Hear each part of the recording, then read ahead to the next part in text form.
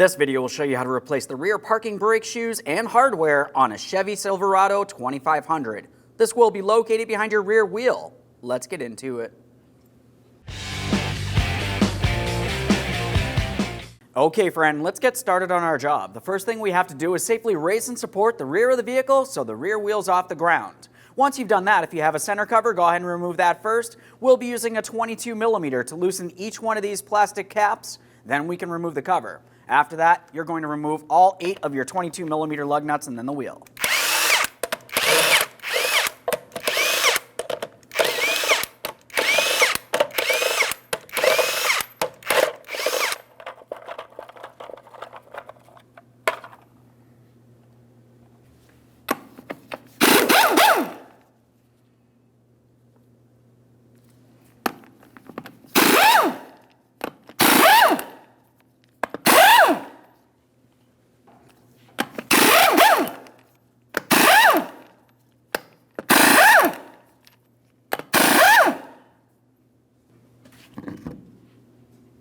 Now that we have the wheel off, let's focus on our caliper.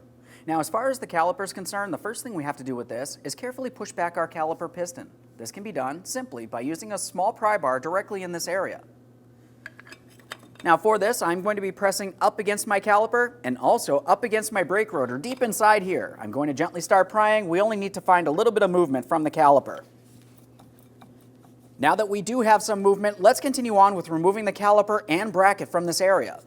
Now looking along the back side here, we're going to remove our 2 18mm headed mounting bolts holding the caliper and bracket in place. We can see one right up along the top here. The second one's located just below it. We're going to start with the top bolt first. Fully remove it, just a quick inspection, and we'll start it back in a couple threads. I'm going to use a long wrench to help break this free.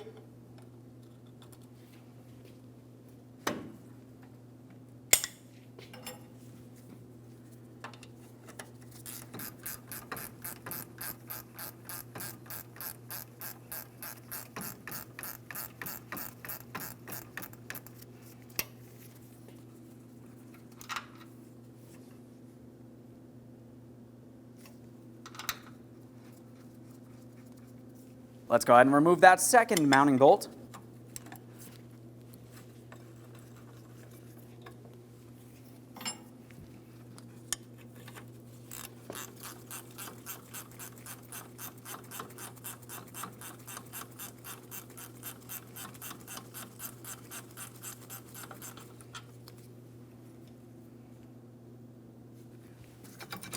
Now we can take hold of that caliper. We're going to carefully remove that mounting bolt while holding on to it. We've already inspected that bolt.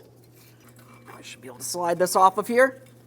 Now at this point, a thorough inspection of our brake pads and brake rotor. If it looks like anything has to be replaced, you're going to want to replace it. We'll set this aside, putting no pressure on our flex hose. Let's move along to removing that brake rotor. For that, if it's stuck in place, you could tap on it with a hammer. If you do so, just be extremely careful not to cause any damage to your lug studs. This one feels loose. I'm going to rock it out of position. A quick inspection and we'll set that aside. Let's have a quick look on the bench at what you'd be looking at in the vehicle if you could see it a little easier. We have it right out in the open here. Now we of course have both of our parking brake shoes. We have our lower spring. We have our mounting hardware. These are the pins with our clips. We also have our adjuster and our upper spring. To dislodge this, typically I like to start with one of my anchor areas. We'll go ahead and dislodge that pin. Once you have that dislodged, you should be able to carefully pull on that shoe, gently separating it enough that you can remove the adjuster. Once you have that out of place, you can squeeze the shoes together, remove the spring from the area. And then we would just carefully pull down on the shoe that we've already started to dislodge so we can remove the lower spring from it. Finish removing the lower spring. After that, we can finish removing the last shoe by removing the anchor pin. Now we can start removing our emergency brake shoes. You're going to find that you have hardware. It may be fairly difficult to gain access to. We're going to start with our anchor point. Now for this, I'm just using a small pry bar and a hammer so I can lightly tap on my anchor point clip. That's just deep down in this area here.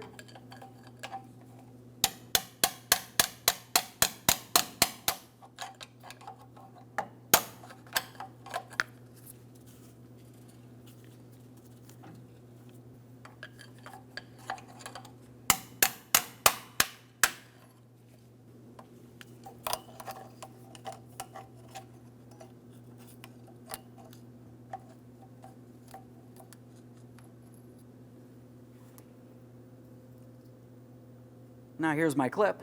The pin was sitting right inside the groove here, and I was tapping up on this edge. At this point, I'm going to remove the pin next, which is easily accessed from along the back side of your backing plate. You can use a magnet if necessary, should slide right out of there. There's our pin. Prior to making our way over to the other side mounting hardware, we're going to use a flat blade screwdriver. I'm going to go up against my axle and press up against my emergency brake shoe. I'm going to gently start pressing this forward here. We can see this expand. It's stretching our upper spring, but it's also releasing pressure from our adjuster located inside of this area. We'll have to press this just far enough that we can remove the adjuster from in between here. Obviously, be extremely careful for any pinch points.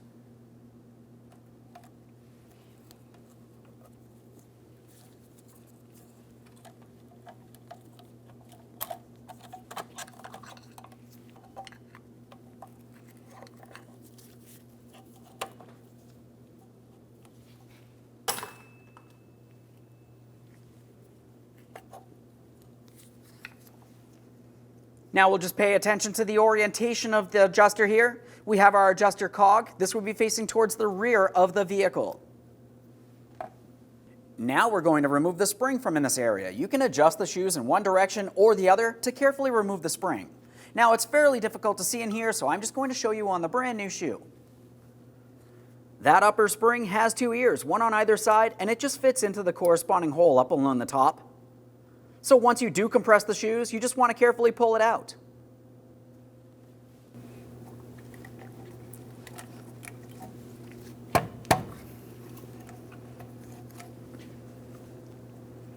There's our spring. Now we can take that shoe, we're going to carefully start pulling it down and away from here, dislodging our spring. You can see the ear of the spring poking through right there. There's one of our parking brake shoes. We'll go ahead and set this aside for recycling. Now we can remove that spring from this area. Just go ahead and take hold of it. We'll roll it out of position. Now we can finish removing our final shoe here. We have our anchor pin and our clip.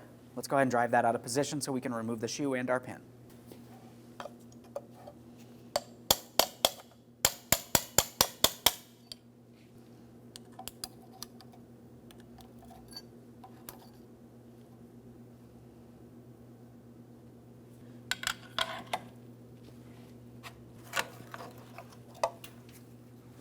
Prior to installation of any brand new part, of course, we need to make sure we clean and inspect our mounting area. Of course, we do have our backing plate with raised areas that we need to focus on, but we also have our ABS exciter ring and the ABS sensor.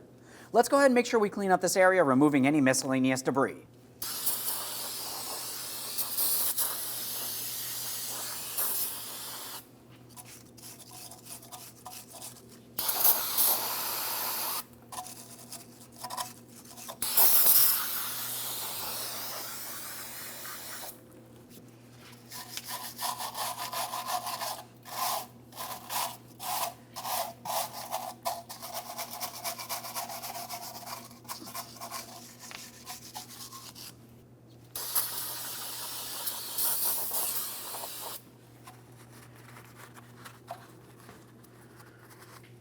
We'll pay extra close attention to our ABS wheel speed sensor. You can see it right in this area. If you see any buildup on it, make sure you clean it down.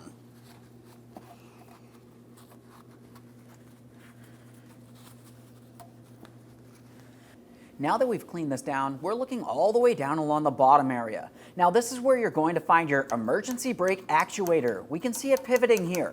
If you were to pull on the emergency brake cable, you're going to find that this should move. Now, if this was frozen and it does not move easily like what's happening here, you're going to have to free it up. You can use some penetrant, a small pry bar, and a hammer if necessary. As you can tell, mine does move as it should. This is a great sign. I'm going to continue on with some lubricant. This is going to help prevent it from getting stuck in the future. Before we get the shoes in place, we're also going to pay attention to our backing plate. Now, if you look real hard at the backing plate, you're going to find that you have 4 raised areas. They look just like this here. It's pretty much a raised oval. There's one here, there's one there. You have the same on the forward side of the backing plate as well. And then after you've lubed all 4 of these areas, we also want to pay attention all the way down at the bottom where the shoe sits as well. For each of these areas, I'm going to be applying some high temperature caliper lubricant. This is going to help keep moisture away from the area. We don't need very much here. That's my 2 raised areas along the back side. We'll do right inside this groove here. And now, of course, I'm just going to do the same on the forward side. Now we have a little more cleaning to do prior to installation. Let's focus on that adjuster. As far as the adjuster, go ahead and remove that portion. Continuing on, you want to make sure that you remove the adjuster cog as well, and you're going to clean the entire threaded area of the adjuster itself. Once you have it thoroughly cleaned, we're going to use some high temperature lubricant on the threaded portion of the adjuster here. This is going to help reduce the amount of moisture making its way in this area so it doesn't potentially get seized up on us. We're just going to take this adjustment cog and bring it all the way down to the far end here. After that, we'll just continue on with a little bit more lubricant prior to the final installation of the next piece. Here we are. More of that high temperature lubricant. That looks good. Let's prepare to install our shoes in the vehicle. Now, as we bring our emergency brake shoe over, the first thing we're going to start with is our emergency brake anchor pin. That's going to come through from the back side of the backing plate through this port. Once we have the pin through, we can bring the shoe over and slide it into the proper positioning. When that happens, we also need to focus down along the bottom area. The shoe will have to sit inside the groove of this bracket and on our emergency brake actuator lever.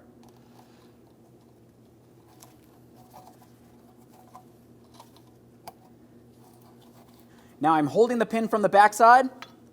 Let's go ahead and get that shoe in place.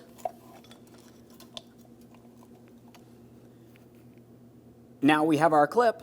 For this, to slide it over the pin, you're going to have to compress it.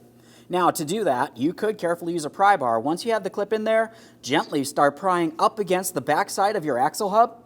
That should gently press it in, and you can slide that clip up into the proper positioning.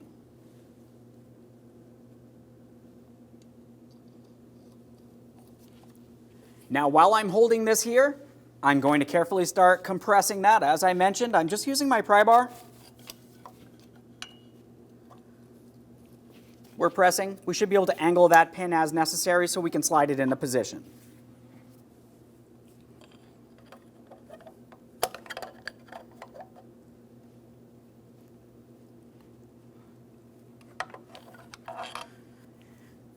Before going any further, pay close attention when you're installing your clips to your pins. You can see that there's a small gap here.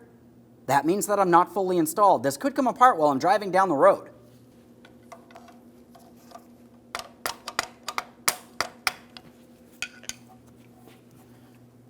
Let's reach inside this area, double check to make sure it's completely secured in place. Now it's time for our lower spring. We need to make sure we have it in the proper orientation. This is exactly the way it needs to look. Now I'm going to be taking the rearward side of my spring and putting it into my rearward shoe. We'll come in at an angle. Once we have that in position, it's time for the other e-brake shoe.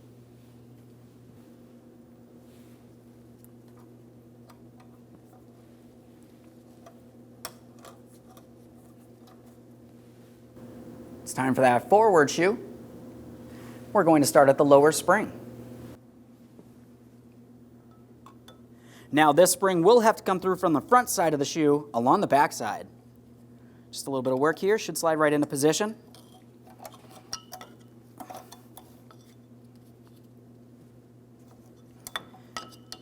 Now we'll start bringing the forward shoe out and around this area. We're paying attention down at the bottom anchor point.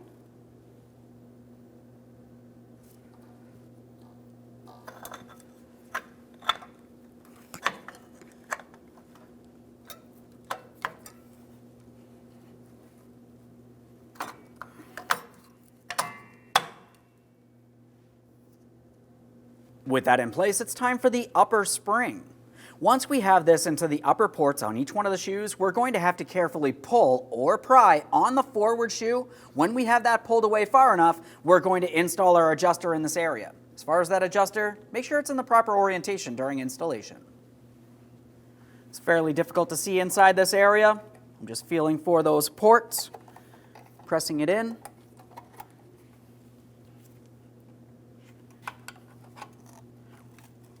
If you are gently prying using a pry bar, you want to be extremely careful for any pinch points. Looking at our adjuster, you can tell that each side does have a slot for the shoe to fit into. We'll make sure we have this in the proper orientation for the installation.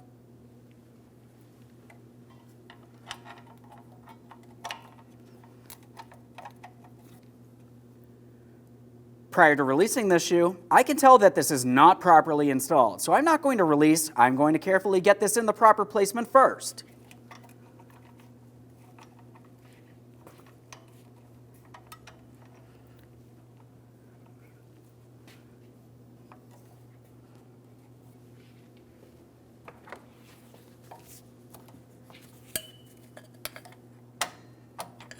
There we are, that fell right into place.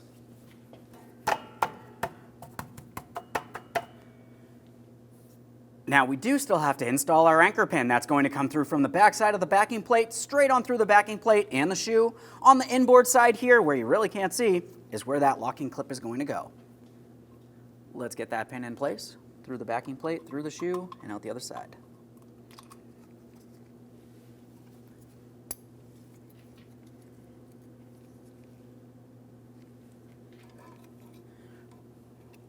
Let's get this. It's tapped all the way in there. Just want to double check to make sure that's not loose. Let's make sure everything's seated properly here. Prior to installing the brake rotor, there's a couple things that we need to talk about. First of all, let's make sure we clean the mating surface where the brake rotor will sit. For that, we can use a wire brush and some parts cleaner as necessary. We essentially just want to make sure there's no raised areas.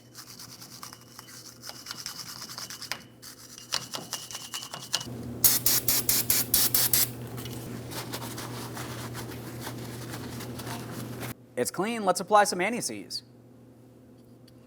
You don't need very much here. Just a thin amount all the way around.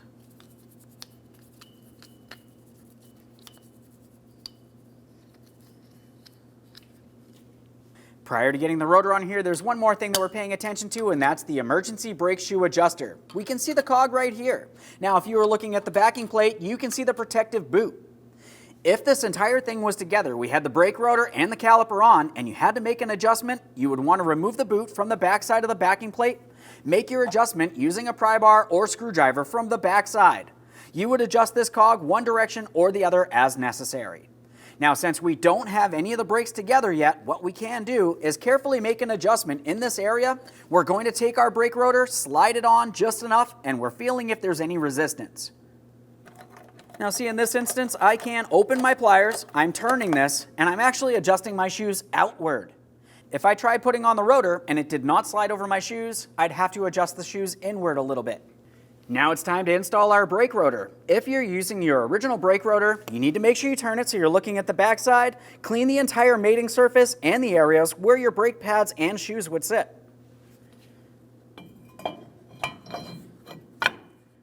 Now that I have the brake rotor in place, I'm going to attempt to turn it one direction and the other. We need to make sure it can move without too much resistance.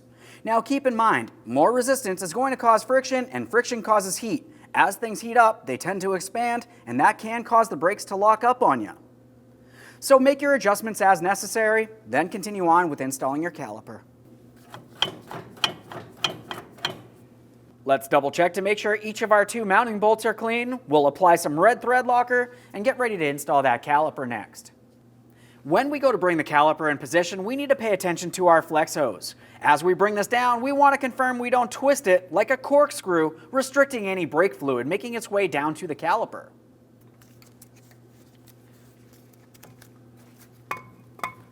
Should just slide right over that brake rotor.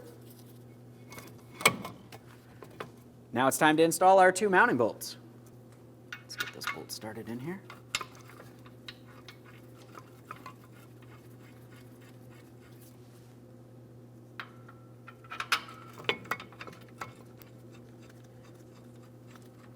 They're started in, let's snug them up. The torque for these will be 148 foot-pounds.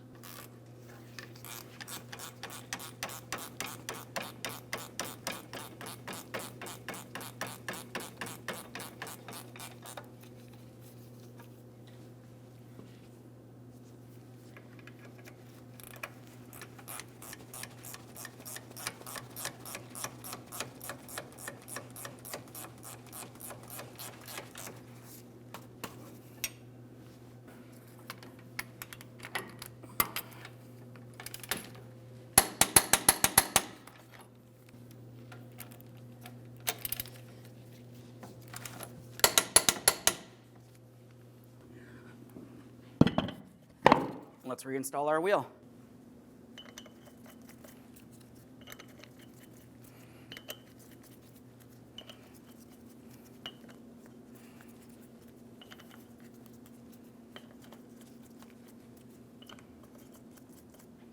Now that I have all lug nuts started on, I'm going to lightly bottom them out. We'll get the wheel safely back down on the ground and then torque each of these to 140 foot-pounds.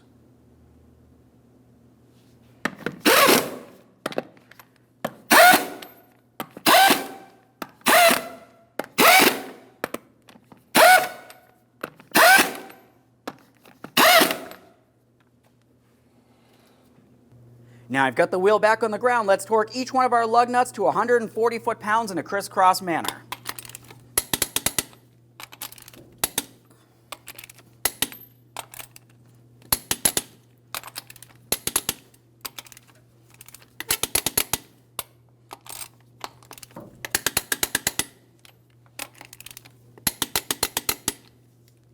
Torqued. If you have a center cover, install that now. For the center cover, we'll just get this in place. We're using our 22mm to lightly bottom out each one of our plastic caps.